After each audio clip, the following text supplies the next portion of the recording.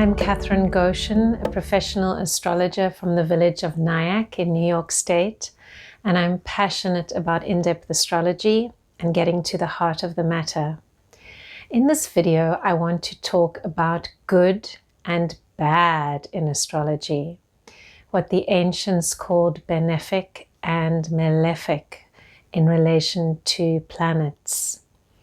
A lot of the things I will say today draw on the work of the great Rob Hand, to whom our astrology community is so indebted for the incredible research he's done.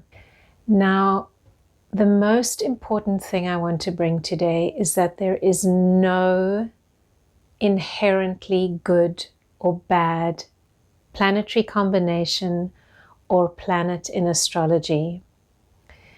The terms benefic or good, which are often used to refer to Venus and Jupiter and the gifts they bring, and the terms malefic or bad, often used to refer to Mars and Saturn and the difficulties that they bring.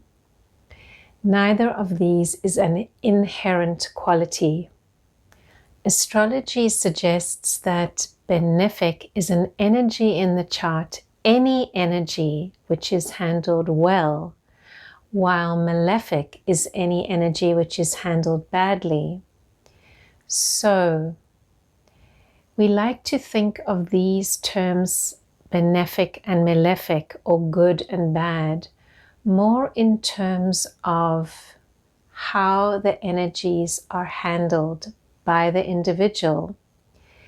As such, they are not inherent but accidental qualities, because they are dependent on our level of consciousness or awareness in knowing these energies and then using them for their correct purpose.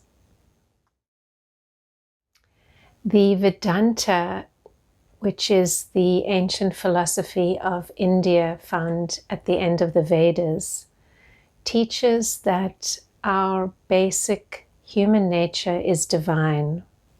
The Creator exists within every human being, and all spiritual paths eventually lead to self-knowledge. Self-knowledge leads to liberation, and astrology can be so helpful with this, because it helps us to become aware through an objective representation, planets on a chart, of how we are. And if we can work with either benefic or so-called malefic chart combinations, planetary combinations, challenging aspects, we learn who we are and we learn how best to put that energy to use. So every energy of a chart can be lived at a higher or lower level. And when we look at the planetary archetypes, this is very, very important. Let's take Saturn for an example. At the lowest level, Saturn can be the mean-spirited authoritarian, and the energy is very limiting. You can't do this. This is not allowed. Obey the rules and be quiet. That is Saturn operating at a lower level. At a higher level, we have the Saturn, which is a really spiritual discipline and understanding of what it means to be a mature person on this earth. People with a strong Saturn in their chart who are living it to the full, so it is operating in a benefic or good way, are often those who are spending a lot of time in deep contemplation, and they are able to receive a clear vision and know how to use the energies of Saturn wisely. And that is a word that we would associate with Saturn used in a benefic sense, wisdom. There's obviously another side to this, that planets that are what ancients would call highly dignified, or we might understand as being in the sign that they rule, or in the sign that they are exalted in. And you can find this in many tables of books. Those planets are not necessarily good or benefic. They are simply very authentic. So a Venus in the sign of Taurus would be a very strong Venusian person. Mercury in the sign of Virgo would be a very mentally organized person, and so on. It just means that that planet is functioning in the way that it is meant to in order to live its authentic energy. Let's look at one challenging chart combination which people often ask me about, which is Saturn square Sun in the natal chart. Now, this may operate as a malefic if the person is unaware of it.